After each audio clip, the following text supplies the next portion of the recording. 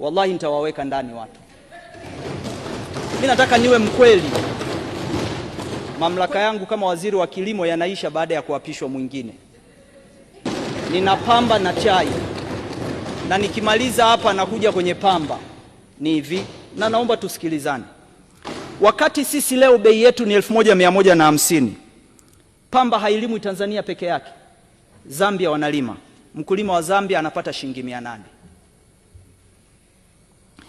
Mkulima wa Malawi anapata 864. Mkulima wa Msumbiji anapata 918, tumeziconvert kwenye shilingi.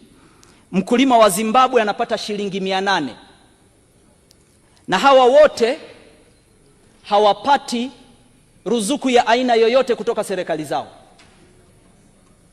Lakini kwa nini hakuna kelele? Wanapata kwenye ekari moja zaidi ya kilo 1500 mpaka kilo 2000.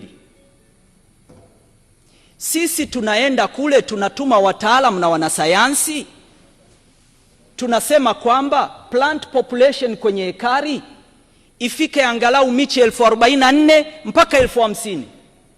Tunaenda kufanya mikutano ya hadhara, usizuiliwe, wewe weka tu na mahindi ukitaka. Wallahi nitawaweka ndani watu.